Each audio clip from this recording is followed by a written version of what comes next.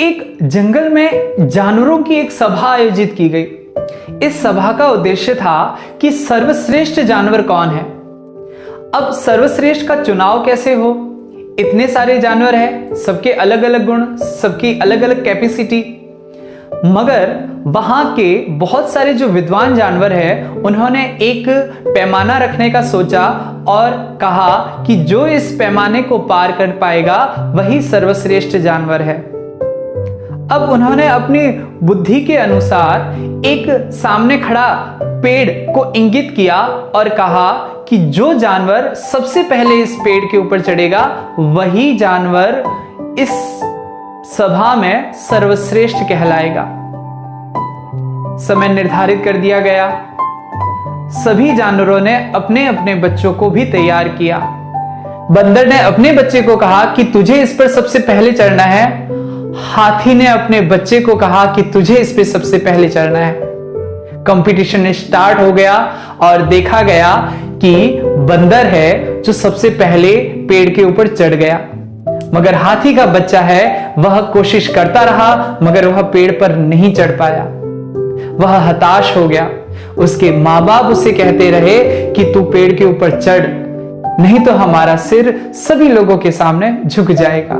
हाथी का बच्चा पूर्ण रूप से ताकत लगाता रहा मगर वह उस पेड़ के ऊपर नहीं चढ़ पाया। उस बच्चे में इतनी कैपेसिटी थी कि वह उस पेड़ को उखाड़ फेंके, मगर उसे पेड़ पर चढ़ने की कला नहीं पता थी। वह नहीं चढ़ पाया। कंपटीशन समाप्त हो गया। बंदर को विजेता घोषित कर दिया गया।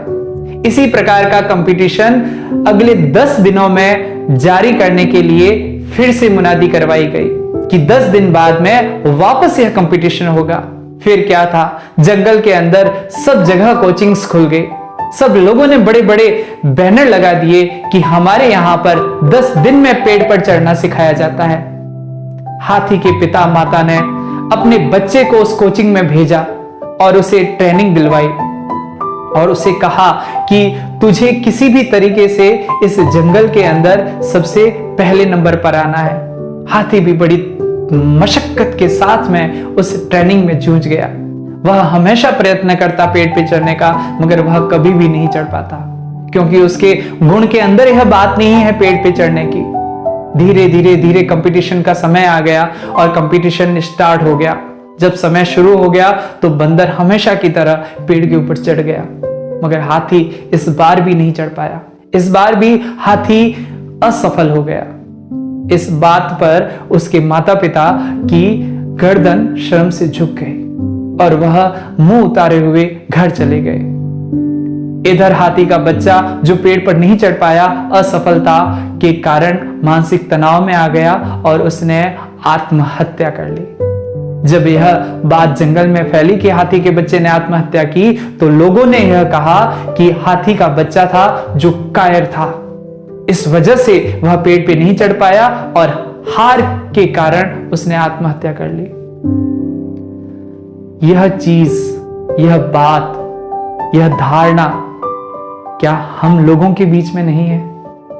हम अपने गुणों को, अपनी शक्ति को भूलकर कुछ हाथी के बच्चे की तरह ही तो नहीं कर रहे हैं। हमें वह गुण है कि हम किसी चीज को उखाड़ फेंके, मगर हम उसके ऊपर चढ़ नहीं पा रहे हैं, तो क्या यह हमारी कमी है?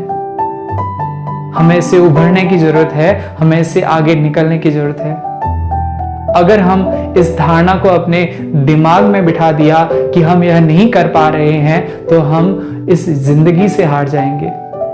अपने अंदर के गुणों को पहचानिए, अपनी काबिलियत को पहचानिए कि हमें वह क्या काबिलियत है जिसकी वजह से हम यूनिक है।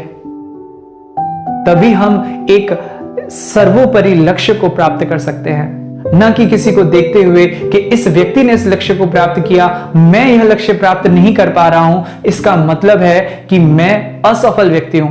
नहीं, मैं सफल हूं, मैं अपने स्थान पर सफल हूं, मैं अपने मुकाम में सफल हूं, मगर मुझे सफलता किस क्षेत्र में चाहिए यह मुझे निर्धारित करना है, लोगों को नहीं।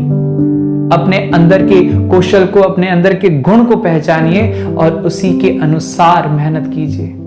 सफलता आपके जरूर कदम चूमेगी।